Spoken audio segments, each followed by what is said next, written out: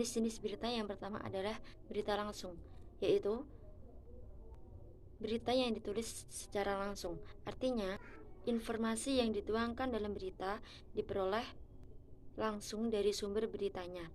Konten penulisan berita dalam bentuk pemaparan atau deskriptif dan lebih mengutamakan aktualitas informasinya.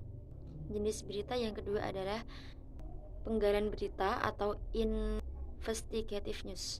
Penggalian berita adalah informasi yang diperoleh oleh para wartawan melakukan penyelidikan untuk memperoleh fakta yang tersembunyi demi tujuan. Jenis berita yang ketiga adalah pengungkapan berita atau explanatory news. Pengungkapan berita atau disebut juga sebagai berita yang menjelaskan. Artinya, dalam hal penulisan berita, data yang disajikan lebih banyak diuraikan daripada diungkap secara langsung. Explanatory news lebih banyak kita jumpai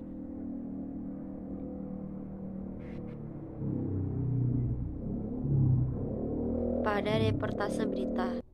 Untuk penulisan, ini bisa memadukan antara fakta dan opini.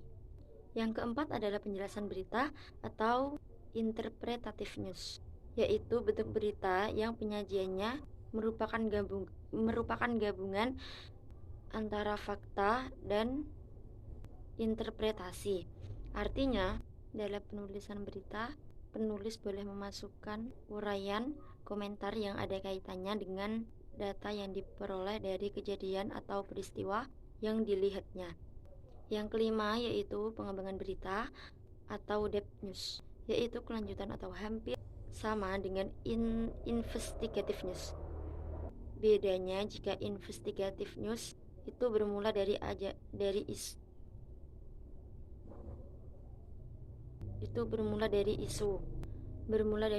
isu atau data mentah yang kemudian dilakukan penelitian atau penggalian. Sedangkan depth news atau pengembangan berita itu berasal dari adanya sebuah berita yang masih belum selesai pengungkapannya dan bisa dilanjutkan kembali.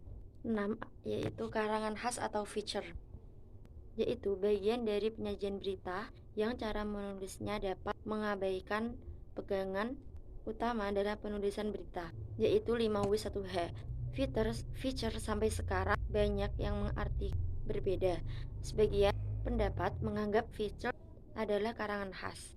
Sebagian lain, feature adalah penyajian berita yang berbentuk human interest.